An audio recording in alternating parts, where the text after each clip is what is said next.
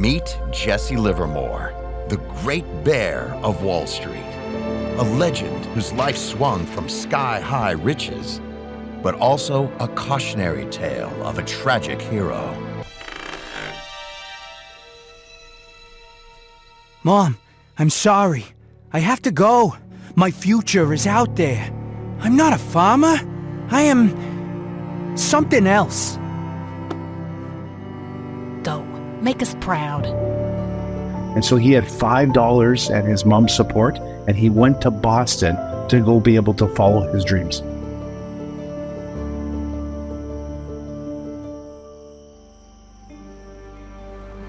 He ended up going to work for a legitimate firm called Payne Weber.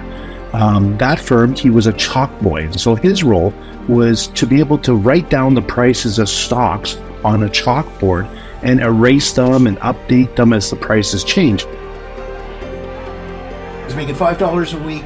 Stocks were $100 a share or more, and there's just no way for him to get in. However, there was something called bucket shops. Good job, kid. Hey, some of us are going for lunch in the boiler room. Wanna come? The boiler room? Isn't it too hot in there? Just come. This is a bucket shop, like a mini Wall Street for gamblers and degenerates. Just like Wall Street, but for poor people. They, buying stocks? Not exactly. Instead of buying actual stock, you bet on whether stock prices would go up or down. Is this legal? Legal? Are you a cop? In a world where fortunes were made and lost in the blink of an eye, Jesse Livermore would soon become a legend. I want to place my first bet. People tended to trade on either their perception of the fundamentals of a stock or rumors of how those fundamentals are going to change. But that was not Jesse Livermore's game. He did not believe in rumors. He believed in basically two things. That is, which direction is the stock ticking, up or down, and how fast is it ticking? If you don't stop hitting bucket shops during work hours, I'll fire you. No need, boss. I quit. Wait, what? I'm making $200 a week. I don't need your job. Anyway, here's something for your inconvenience. Soon, Jesse's name spread around the city of Boston. He earned a nickname, the Boy Plunger. But some people didn't like his success. They called him the Boy Plunger, not because they were comparing him to a plumbing implement, but because he would plunge into positions that other people might tread into carefully. What are you gonna do now? This city is too small for me. I need a bigger market. Under the big lights and chaos of Wall Street, Jesse feels at home. He begins to make moves, but for the first time, he starts failing. Even though he may have been smarter than any other trader on Wall Street at the time, he was not smarter than the market as a whole. Rough day, huh? You can say that. What happened? I lost $50K. Used my last pennies for this drink. Cheers. My system doesn't work here. The market is too big and the trade's too slow. I have to be more careful and focus on long-term movements. I need a new system. A new system? You're going to keep betting? I'm not betting. I'm speculating. And I'm just getting started.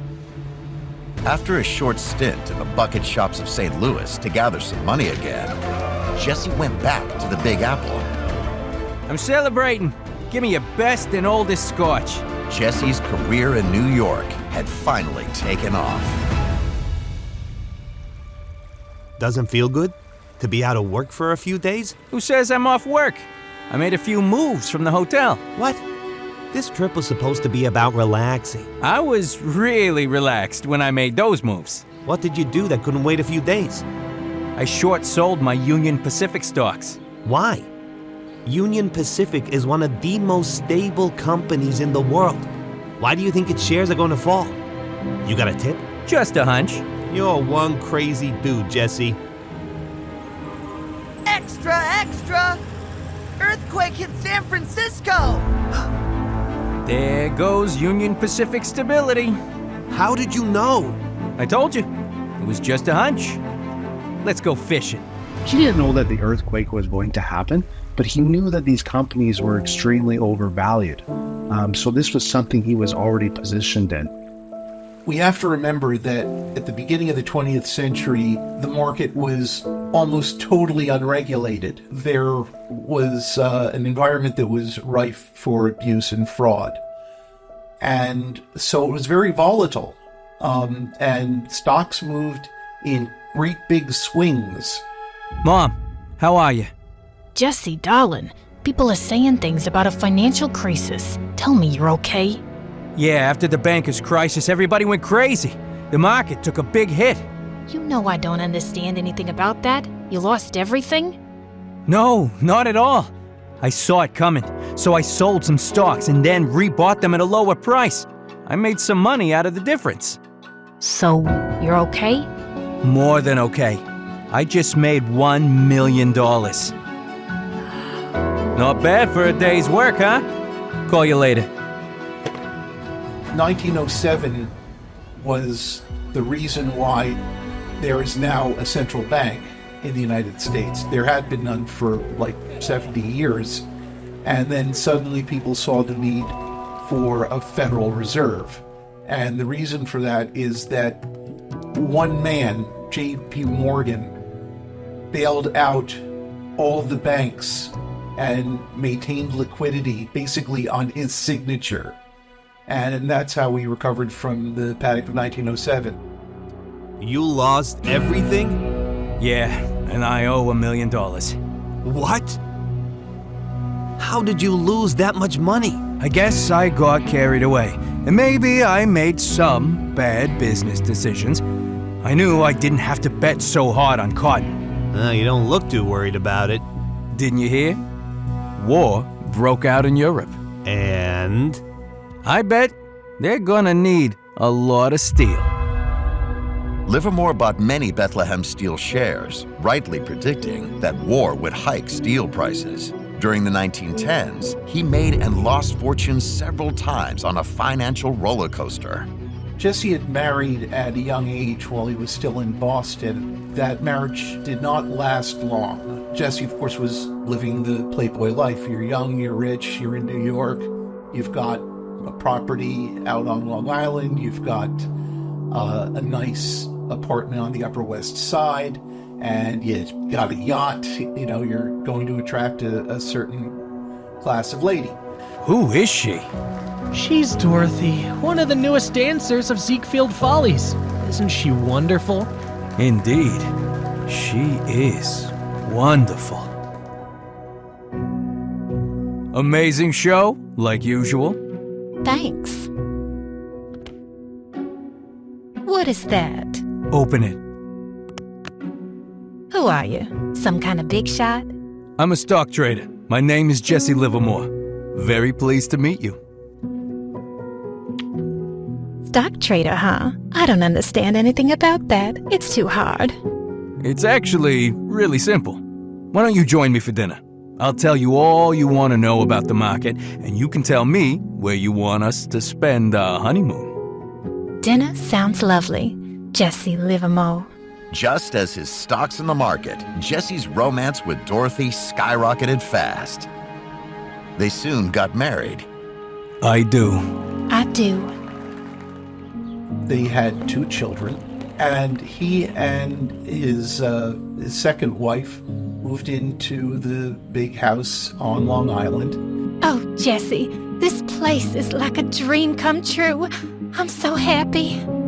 Anything for you, my dear. Furnish it however you desire.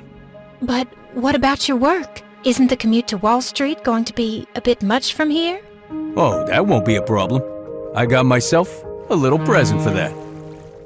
The 1920s were roaring and the stock market was on fire, with values quadrupling by the decade's end. Amidst this financial frenzy, Jesse Livermore's fame grew too. The young man, once called the Boy Plunger, had transformed into something far more legendary, the Great Bear of Wall Street.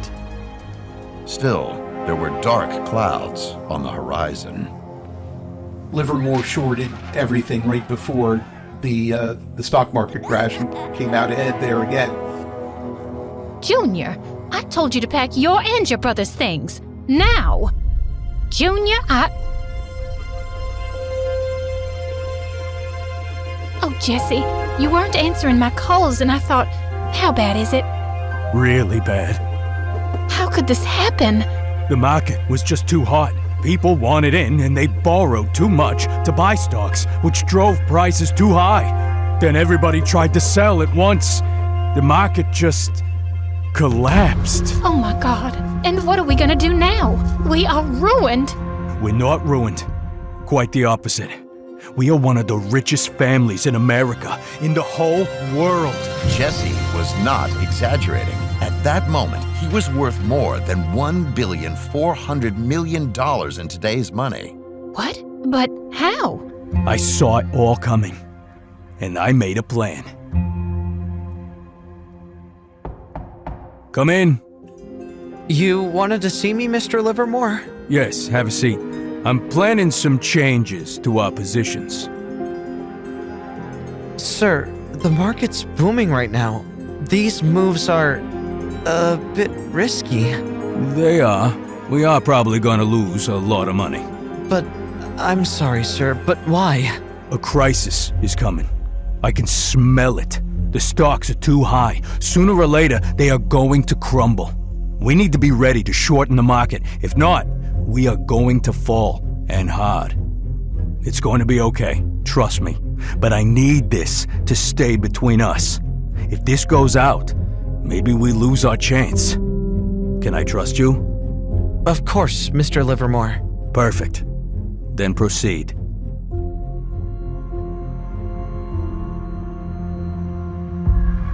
These early runs cost Livermore about $500,000, but when the stock market crash occurred, he was ready.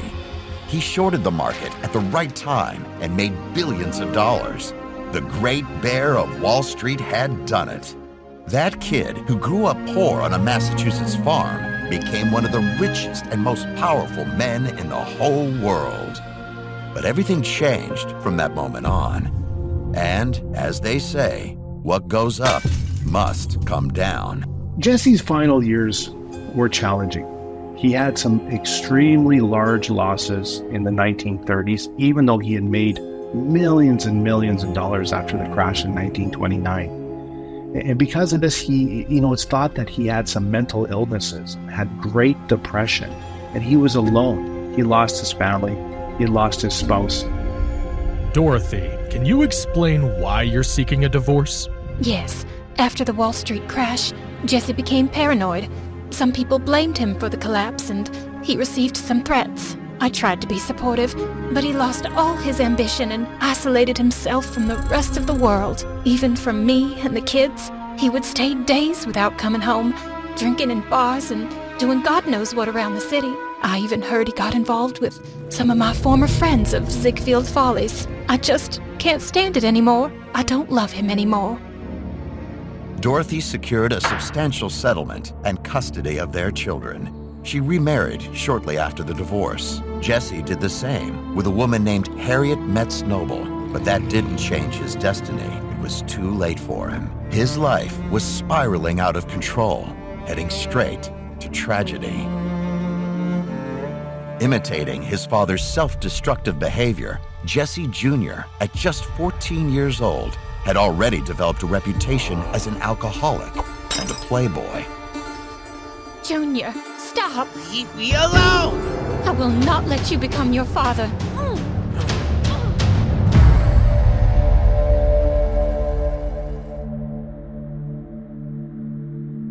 Dad. Junior, I'm so sorry, son. It's not your fault. I just can't keep living with her. I want to go with you. You can't. The judges would never allow it. Why? Because I lost it. Everything. What? The money is gone. I squandered it. I don't even know how. I'm bankrupt again. Dad, it's gonna be okay. You'll get it back. You always do. You're the Great Bear of Wall Street. Remember? You're going to do it again, right? Yes, right. Thanks, kiddo. He was no longer doing as well as he once did on Wall Street. There was really just not much left in his life. He wrote a book encapsulating all the things that made him rich. There was another book written as basically a fictionalized biography of Livermore, but neither one of those really made him any richer. Jesse, I wish I had better news, but the book just isn't selling. We're far below the projections. But I read some good reviews. Jesse. Some critics said that my methods were controversial, but the results... Jesse, it doesn't matter. Reviews are not sale. You know that. Maybe with more publicity, if you can get me to the radio, or... We can't. We did everything we could, but with the war, people don't care about the stock market and some trader. I was not just a trader. I owned this goddamn city. I was a billionaire, an emperor. Yes, you were, but that's in the past. You're a man of the past and the world has moved on. I'm sorry to be this frank, but it's the truth. Nobody cares about the has-been. Jesse, wait. Let's talk about... Livermore spiraled into depression at that point. At the time of his demise, he actually had a negative net worth. His debts far exceeded his assets. It's okay, sir. It's on the house. Happy Thanksgiving. And it was so challenging that he ended up deciding to take his own life. So he was in an extreme, deep despair in his life and in his final years. In his suicide letter, Jesse Livermore wrote, I am tired of fighting. I can't carry on any longer. I am a failure. This is the only way out for me. Revered as a giant in the history of finance and trading, Jesse Livermore's journey, marked by both spectacular triumphs and devastating tragedies, still echoes through the corridors of time long after the final echo of that gunshot. Jesse's life story has been noted by a number of famous investors in the book Remnants of a Stock Operator to be a must-read so that people would understand the not just the opportunity in the capital markets, but what goes wrong when you get too much greed involved. Also, we can see how it affected his personal life as well. And that's something that caused a very deep depression for him. That's something all of us would want to avoid. So there's tremendous lessons that we can learn from his life.